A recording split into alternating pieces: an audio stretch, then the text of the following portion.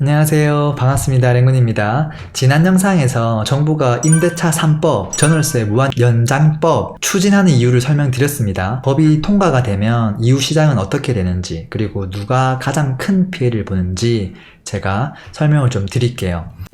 자, 법이 통과되면 이제 어떻게 되는지 한번 살펴보자고요. 그냥 눈에 보이는 생각을 하면 돼요. 전세 가격을 올리지 못하게 될 거예요. 이게 연간 5%라고 해서 2년이니까 10% 올릴 수 있겠지? 10%면 꽤 큰 거 아니야? 라고 생각할 수 있지만 이게 계약하는 시점, 그때 5% 상한이기 때문에 우리 전세 계약을 하면 보통 이제 1년 단위가 아니라 2년 단위이기 때문에 5% 한도 적용된다라고 보셔야 돼요. 근데 물론 이제 의도적으로 계약을 1년 단위로 하고 매년 올리면 상관없지만 그런 특수한 경우는 몇 건 안 되기 때문에 대개는 2년 동안 5% 한도에 걸린다라고 보시면 돼요. 그리고 또 이런 질문 나올 수 있어요. 집주인이 바뀌면 전세금 올릴 수 있는 거 아니냐 하실 수도 있는데 안 됩니다. 왜냐면 주택임대차보호법에 그냥 적용이 되는 거예요. 임차인이 중심인 거예요. 그래서 임대인이 바뀌더라도 임대차 계약에 의해서 임차인은 4년 동안 2+2로 거주할 수 있고 그 기간 동안은 그 계약갱신 어차피 2+2이기 때문에 한 번밖에 계약갱신을 안 하잖아요. 그리고 그 다음 또 2년에 한 번 더 하는 거라서 그때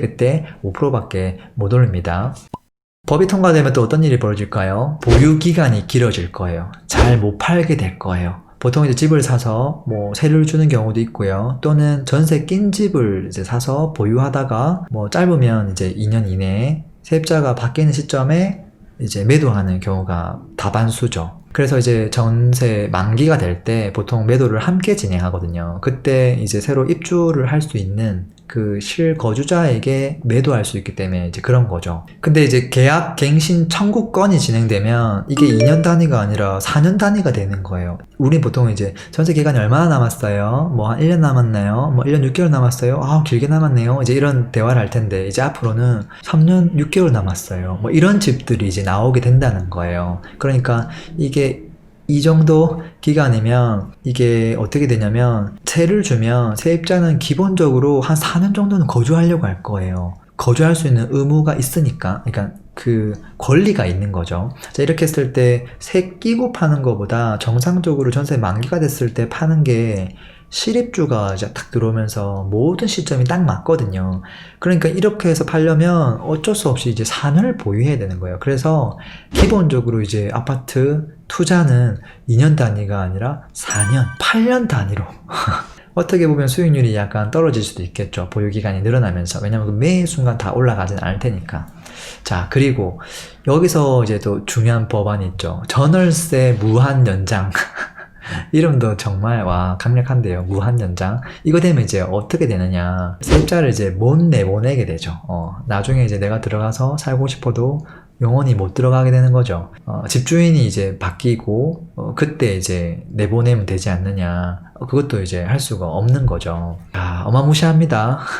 자, 만약에 이제 이런 법안들이 정말로 다 통과를 하고 시행이 됐을 때, 그리고 그것들이 그 문화가 이제 만연해졌을 때, 그러면 어떤 일들이 벌어질까요? 앞으로는 이제 주택은 투자로서 의미가 없게 되는 걸까요? 좀 생각해 볼 여지가 많은 것 같아요.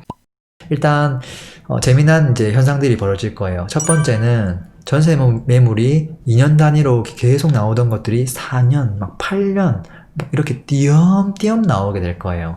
그것만큼 전세 매물이 잠기게 되죠. 이게 전세가 잠기게 되면 이때부터는 이게 임대 물건이 별로 없기 때문에 월세를 내놔도 거래가 되기 시작할 거예요. 그럼 이게 점점점 이게 월세 시장이 활성화되고 전세 시장이 축소될 거예요. 누가 그걸 전세 주려고 하겠어요. 자, 근데 이제 원래 월세는 많이 오르지 않아요. 전세는 이제 사실은 대출 금리에 따라 어차피 이거는 나한테 수익으로 돌아오는 것도 아니기 때문에 많이 받아봤자 적게 받아봤자 의미가 없는 돈이거든요. 세입자만 의미 있는 거예요. 왜냐하면 전세 대출을 해서 이 이자가 얼마냐에 따라 월세 내는 게 좋을까, 이걸 얼마큼 세이브할 수 있는가에 따라 이제 움직이기 때문에 이제 전세는 좀 출렁출렁거리거든요. 그리고 이게 어차피 내 돈을 또 다 받아갈 돈이기 때문에 3억짜리 3억 5천 줘도 3억 5천 또 받아가니까 큰 로스는 아니라고 생각하는 거거든요. 근데 이제 월세 같은 경우는 이건 바로바로 돈이 나가기 때문에 이건 인플레이션에 영향을 받으면서 천천히 올라가요. 그래서 이제 월세는 원래 많이 안 올라가요. 그러니까 5%만 인상해도 사실은 적당해요. 이제 앞으로 이제 제가 봤을 때는요, 1년 단위로 계약하는 경우가 많아질 수 있어요. 점점 임대인이 똑똑해지는 거죠. 그래야 어프로치 인상시킬 수 있으니까요. 그리고 이제 전세 가격이 안정되면 집값이 그러면 떨어질까요? 재테크로서 의미가 없어지려면 전세가 안정되고 집값이 떨어져야 될 텐데, 사실은 전세가 안정돼도 그와 별개로 매매는 매매의 그 시장 논리에 의해서 가격이 움직일 가능성이 매우 높아요. 이게 무슨 말이냐면 전세가가 안정되면 내 급여가 오르지 않고 계속 동결될까요? 아니죠. 인플레이션 계속 발생하는 한 내 연봉 오르겠죠. 그거랑 똑같이 집값도 인플레이션에 의해서 오른다라는 거예요. 그거는 전세가랑 사실 아무 상관이 없어요. 자, 그리고 앞으로 전세가 사라지고 이제 월세가 나오고 올 전세에서 이제 막 반전세가 나왔을 때 결국 그 집을 살 수 있는 사람들은 어떤 사람들이 그 집을 살 수 있게 되냐면 과거보다 아무래도 전세가가 안정됐기 때문에 투자금이 많이 들어갈 거예요. 특히나 월세를 주려면 되게 많은 현금이 필요하죠. 그래서 투자 목적으로 집을 사두는 사람들은 이 전세 금액과 매매 금액의 차이로 인해서 투자 금액이 상당히 많이 들어가요. 만에 하나 전세가 사라지고 월세 시대가 도래했는데 만약에 LTV 대출 묶어버리면 투자금은 진짜 많이 들어가죠.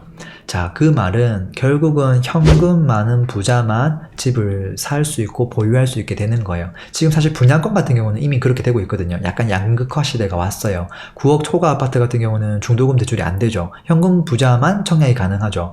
근데 이제는 일반 아파트조차도 양극화 시대가 온다라는 거예요. 현금 부자만 집을 살 수 있고 임대를 줄 수 있게 되는 거예요. 결국은 이 부자들은 더 큰 시세 차익을 다 가져가게 될 거고요. 앞으로 돈 없는 사람들은 그 기회마저 오지 않을 거예요.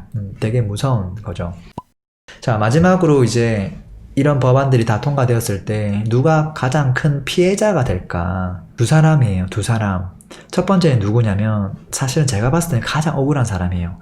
내 집 마련을 할까 말까 지금 막 그 고민하고 있는 사람, 그 갈림길에서 지금 딱 서 있는 사람, 여력이 된다는 소리예요. 여력이 되는데 막 이것저것 고민이 되는 거죠. 집을 살까 말까, 그냥 계속 전세 살까, 전세 사는 거 나쁘지 않을 것 같은데 그 사람이 가장 큰 피해자가 될 거예요. 왜냐하면 지금 전세 쪽으로 진행했을 때 거주하는 데 있어서 굉장히 큰 리스크 없이 좋을 것 같다는 생각이 들거든요. 그러니까 이걸 선택할 수도 있는데 선택을 안 하게 된 사람, 그 사람이 어떻게 보면 가장 큰 피해자가 되고요. 두 번째는 누가 피해자가 되냐면 그냥 이제 애초에 집을 살 생각이 없고 임차로 거주하고 있는데 잘 됐다. 그래서 이것 때문에 더 내 집 마련을 할 생각이 전혀 없어진 사람, 그분들이 피해자가 될 거예요. 왜냐하면 자, 전세의 장점을 보고 내 집 마련을 미룬다는 거거든요. 그럼 결국은 현금만 가지고 있겠다는 거죠. 임차로 거주한다는 말은 월세가 아니면 전세로 이제 거주하겠다는 거고 현금만 가지고 깔고 앉겠다라는 거예요. 그러면 돈의 가치가 계속 떨어진다는 거, 상대적으로 내 자산이 쪼그라든다는 거. 이건 무슨 말이냐면 과거에 우리 영구 임대 아파트 있죠. 그 거주를 선택한 분들의 결과 지금 어떻게 됐죠? 지금 후회하고 있죠. 앞으로 똑같은 결과가 나타날 확률이 매우 높아요.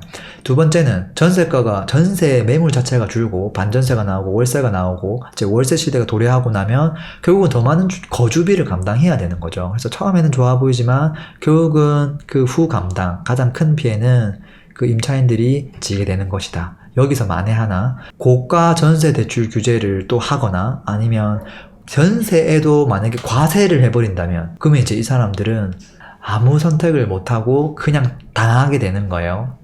자, 그래서 정부가 이제 아무래도 표 걱정을 할 거예요. 그래서 아마 방금 마지막에 얘기한 것까지는 정부가 그렇게 몰아갈 거라고 생각하지는 않아요. 표를 얻어야 되니까. 근데 어쨌든 뭐 그럴 수도 있는 여지가 있다는 거 살짝 말씀을 드렸고요. 자, 이렇게 해서 제가 3개 영상을 올려드렸어요. 정부가 왜 이 법을 추진하려고 하는지, 추진하면 시장은 어떻게 바뀌는지, 법이 안착되고 나면 가장 큰 피해는 누가 보게 되는지 까지 말씀을 드렸습니다. 오늘도 행복한 하루 되세요. 저는 랭군이었습니다. Peace.